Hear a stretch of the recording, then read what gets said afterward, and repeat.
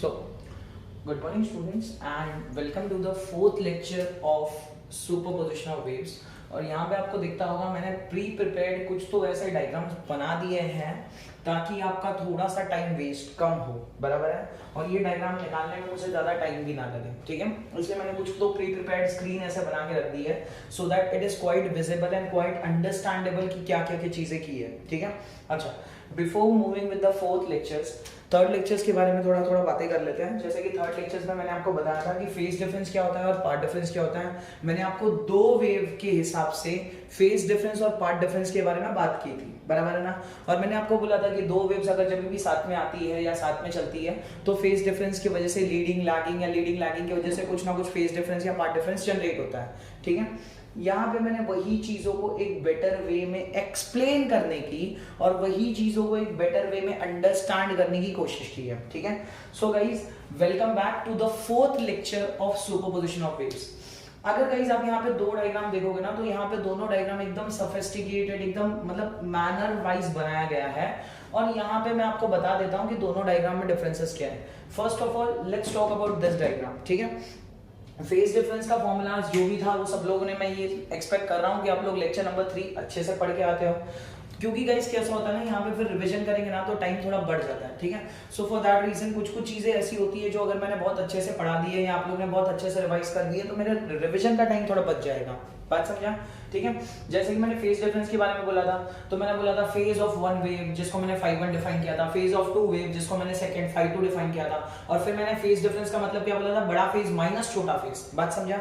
अब लॉजिकली देखो गाइस, अगर मैं इसकी बात कर रहा हूं, मैं ये डायग्राम की बात कर रहा हूं, लेट्स थिंक अबाउट कि ये डायग्राम मेरा फर्स्ट डायग्राम है and if I am talking about the first diagram, तो ध्यान से देखो गाइस, अगर आप यहाँ पे ध्यान से देख रहे हो ना तो ये भी एक वेव है, ये भी एक वेव है, बट दोनों वेव ध्यान से देखो सेम मैनर में। सेम मैनर का मतलब है ये वेव अगर ऐसी है ना तो दूसरी वेव भी ऐसी है। बात समझा, ध्यान से देखना, ध्यान से देखना। अगर ये वेव ऐसी है ना तो दूसरी वेव भी ऐसी है। यहाँ पे देखो वैसा केस नहीं है, ये वेव अगर ऐसी है ना तो दूसरी वेव ऐसी है।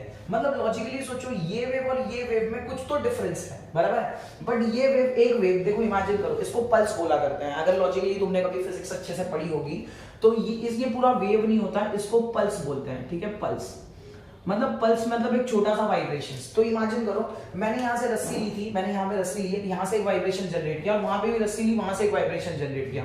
तो ये दोनों वाइब्रेशंस ध्यान से देखो, यहाँ पे भी इसका ये अगर आप ये मान लो कि ये जीरो एक्सिस है, अगर आप मान लो ये जीरो है तो देखो यहाँ पे भी इसका पॉजिटिव साइड है और यहाँ पे भी इसका पॉजिटिव साइड है। अब लॉजिकली सोचो गाइस, इसमें और इसमें ये दोनों वेव का पॉजिटिव साइड यहाँ पे है, इसीलिए दोनों के बीच में फेज डिफरेंस कितना है, 0। सुनो क्यों, क्योंकि सर यहां से ये पॉइंट भी स्टार्ट हो रहा है 0 से, और यहाँ पे देखो, ध्यान से देखो, दोनों के बीच में एंगल कितना है, देखो ये वेव और ये वेव, अरे दोनों वेव तो ऐसी है, बराबर है कि नहीं। दोनों वेव अगर ऐसी है तो दोनों के बीच में फेज डिफरेंस कितना होगा, 0, दैट इज 0 डिग्री। बट यहाँ पे आ जाओ, यहाँ पे आ जाओ, देखो ये वेव ऐसी है, ये वेव ऐसी है, लेकिन ये वेव ऐसी है। सोचो ये वेव से ये वेव में जाने के लिए, देखो ये वेव से अगर आपको ऐसे वेव बनानी है तो लॉजिकली सोचो, अगर मेरे पास ऐसी है, ऐसे वेव से अगर मुझे ये वेव बनानी है, ध्यान से देखो, उल्टा करना है ऐसा, तो लॉजिकली सोचो मेरा हैंड कितना डिग्री घूम रहा है, जल्दी बताओ कितना डिग्री घूम रहा है, 180। मतलब अगर मुझे ये वेव से ये वेव में आना है, वेव 2 में आना है, तो गाइस ये दोनों के बीच में फेज डिफरेंस, और वो फेज डिफरेंस कितना है, 180। मतलब मैंने जब डायग्राम लिया है या जो मैंने एग्जांपल्स लिए हैं, ये कोई भी एग्जांपल्स नहीं है, थोड़ा सा सोच समझ के लिया गया है। यहाँ पे मैंने 2 पल्स जनरेट की है या 2 वेव जनरेट की है जिसमें फेज डिफरेंस कितना है, 0। बट यहीं पे मैंने 2 वेव जनरेट की है या 2 पल्स जनरेट की है जिसमें फेज डिफरेंस कितना है, 180। अब मैं आपको सिखाऊंगा कि ये 2 वेव मर्ज होती है तो मर्ज करने के टाइम पे मतलब सुपर इम्पोज्ड होती है तो क्या क्या चीजें होती है और क्या क्या चीजें आपको सीखनी चाहिए जो बातें नहीं है। क्या बात सबको समझा, 100% सबको समझ आया, जल्दी बताओ। अब लॉजिकली देखोगे ना गाइस, ये वेव और ये वेव, चलो ये वेव के बारे में पहले बात करेंगे। देखो ये वेव और ये वेव, आप ध्यान से देखो तो दोनों का एम्पलीट्यूड सेम है या नहीं है। मतलब इसका एम्पलीट्यूड भी इतना है, इसका एम्पलीट्यूड भी इतना है। याद करो मैंने पिछले लेक्चर में बताया, एम्पलीट्यूड का मतलब यहां से यहां तक का वाइब्रेशंस, यहां से यहां तक का वाइब्रेशंस। लॉजिकली सोचो, ये वेव का और ये वेव का एम्पलीट्यूड क्या है, सेम। तो यहां पे लिखते टाइम पे मैं ऐसा लिखता हूं, amplitude of one wave is equal to amplitude of second wave is equal to A. क्या ये बात समझा, बिकॉज दोनों वेव का एम्पलीट्यूड तो सेम है ना। यहां पे मेंशन आउट कर देते हैं, एम्पलीट्यूड्स आर सेम। क्या ये बात सबको समझा? पक्का समझा? मतलब ये वेव का एम्पलीट्यूड और ये वेव का एम्पलीट्यूड कैसा है? सेम। अब लॉजिकली सोचो, ये कब था? जब मैंने टाइम पीरियड था 1 सेकेंड। 1 सेकेंड पे जब मैंने पल्स बनाई थी, मैंने पल्स की फोटो खींची और मैंने वो फोटो को यहां पे प्लेस कर दिया।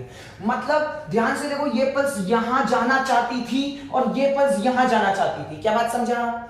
समझ आया? नहीं समझ आया? मतलब ये वेव और ये वेव दोनों के बीच में फेज डिफरेंस 0 है सर, दोनों का एम्पलीट्यूड सेम है और ये दोनों वेव ऑपोजिट डायरेक्शन में जा रही है। मतलब ये इधर जाना चाहती है, ये इधर जाना चाहती है। क्या ये बात सबको समझा? दोनों के बीच में फेज डिफरेंस 0 है। कैसे समझ आया? क्योंकि लॉजिकली सोचो, ये वेव और ये वेव दोनों सेम ही तो वेव है, दोनों सेम ही है ना। मतलब 0 का दोनों देखो, दोनों जगह पे पॉजिटिव साइड ही है। बट यहां पे देखो, यहां पे अगर मैं इसको 0 मान लूं तो ये मेरा पॉजिटिव है और ये मेरा नेगेटिव है। ये मेरा नेगेटिव है क्योंकि 0 के नीचे ना, तो ये नेगेटिव पल्स है और ये पॉजिटिव पल्स है।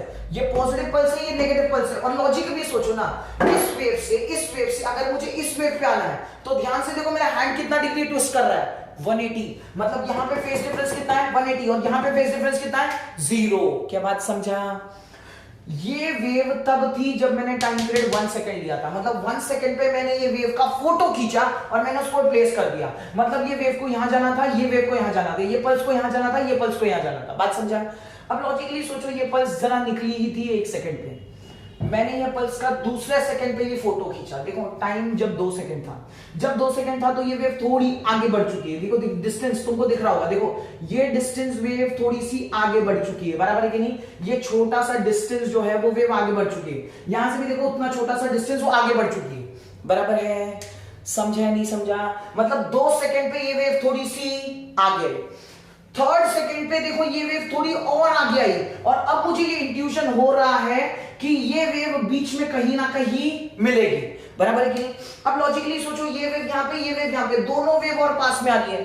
दूसरा, जब मैंने टाइम फोर्थ मोशन लिया, फोर्थ मोशन में टाइम यहां पे देखना, जब मैंने लिया after t is equal to 4 second, देखो ध्यान से, ये फर्स्ट हो गया, ये सेकंड हो गया, ये थर्ड हो गया, ठीक है? हाँ, ये fourth motion that is after t is equal to 4 second. देखो 3rd सेकंड तक, पहले सेकंड में वे बहुत दूर थी एक दूसरे से, सेकंड सेकंड में वो बहुत पास में, थर्ड में और पास में, और 4th सेकंड पे इनडायरेक्टली यहां पे देखो वो वेव मिक्स हुई। अब लॉजिकली सुनना, यहां पे देखो मैंने wave 1 wave 2 wave 1 wave 2 wave 1 wave 2 ऐसे करके डिफाइन किया है, बराबर है कि नहीं?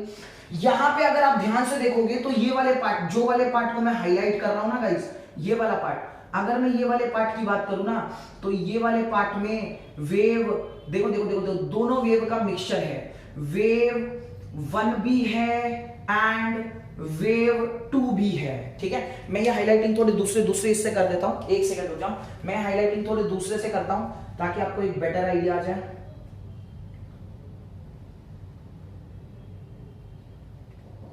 ठीक है, रुक जाओ जरा, हाईलाइटिंग मैं दूसरे पार्ट से कर रहा हूं या फिर मैं ब्लू से करता हूं हाईलाइटिंग ताकि आपको बात समझे,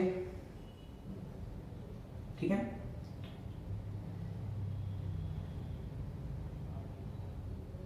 देखो ये जो हाईलाइटेड पार्ट आपको दिख रहा है ना, ये हाईलाइटेड पार्ट, ये हाईलाइटेड पार्ट में वेव 1 भी है एंड वेव 2 भी है। मतलब सर ये हाईलाइटेड पार्ट में दोनों वेव एक दूसरे से मिक्स हुई।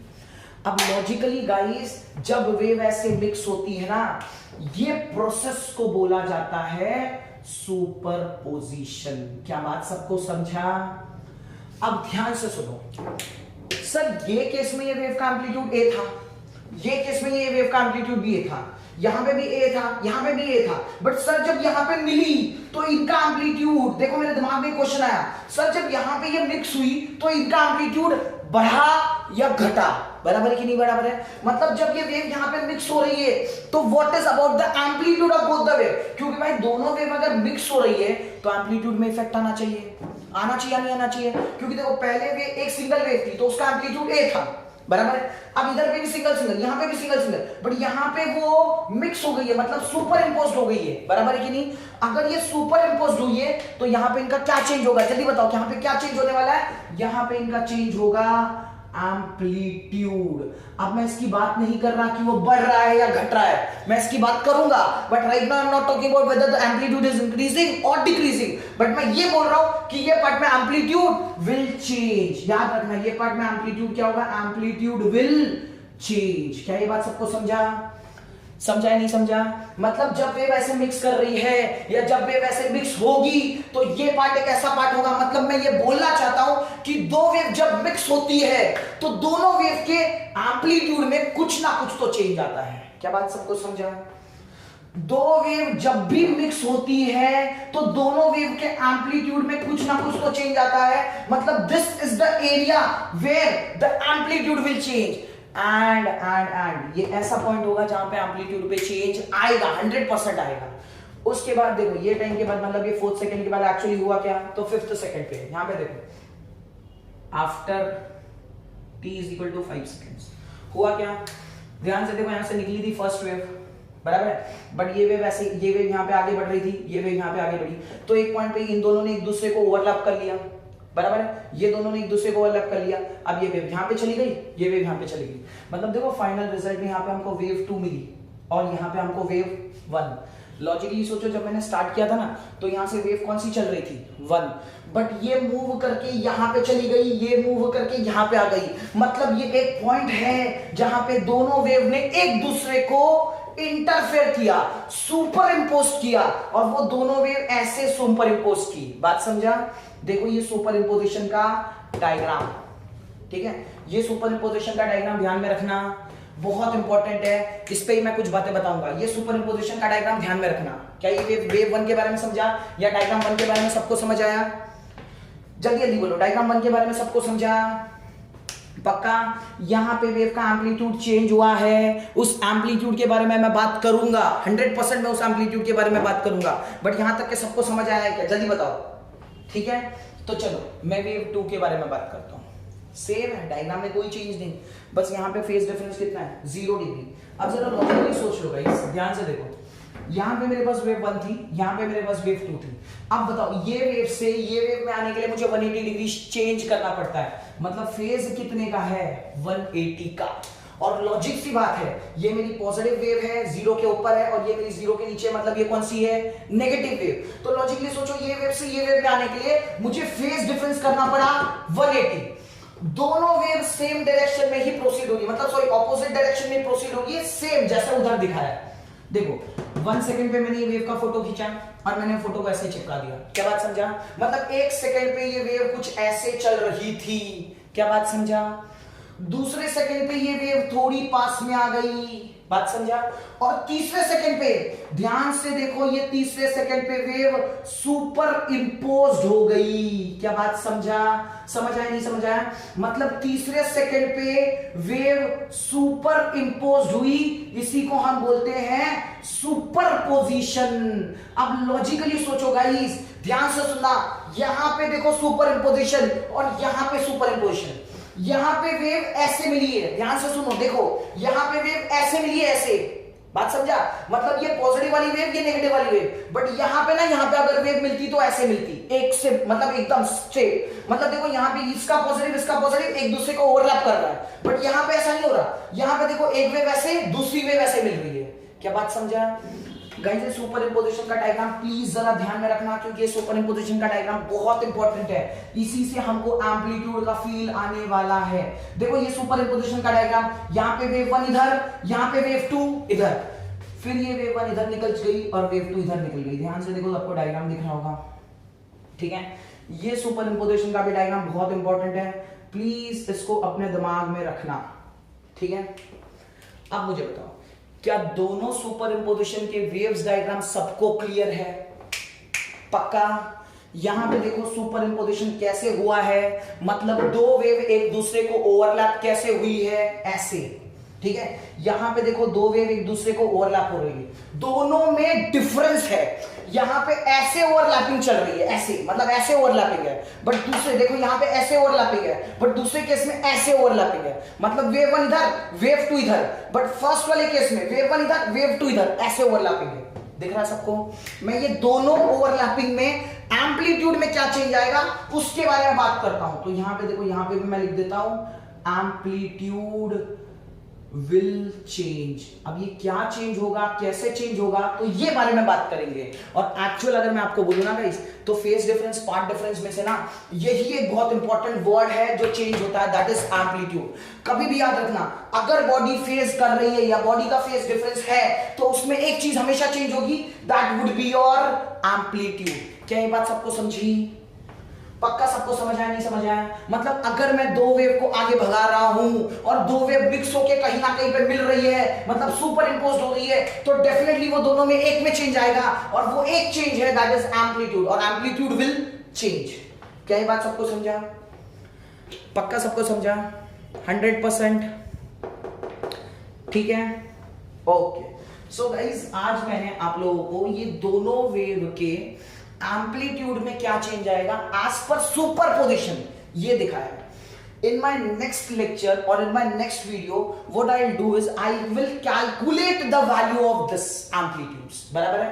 हम लोग ये एम्पलीट्यूड का वैल्यू कैलकुलेट करेंगे एंड हम लोग सॉल्व करेंगे कि by default what is the value of this amplitude, and according to that we will move further with the chapter named as superposition of waves. But believe करो guys, उससे पहले please ये concepts को जरा अच्छे से रिवाइज करना, क्योंकि ये पार्ट बहुत इंपॉर्टेंट है। ये वाला पार्ट मैं रब नहीं करना चाहता ताकि आप डायग्राम बना सको। ये वाला पार्ट बहुत इंपॉर्टेंट है। देखो यहाँ पे सुपरपोजिशन कैसे हुआ है और यहाँ पे सुपरपोजिशन कैसे हुआ है, बात समझा? In our next lecture, that would be the lecture number 5, I will calculate कि यहाँ पे हो कैसे रहा है, इसका एम्पलीट्यूड कैसे हो रहा है, इसका एम्पलीट्यूड कैसे हो रहा है। क्या बात समझा? देखो यहाँ पे फेज डिफरेंस 0 है और यहाँ पे फेज डिफरेंस 180। क्या बात सबको समझा? पक्का? सो in today's lecture guys, this was only the thing what I just actually want to do is, तो ठीक है, आज का लेक्चर फिलहाल यहीं पे खत्म करते हैं। बाय गाइस, सी या, बाय।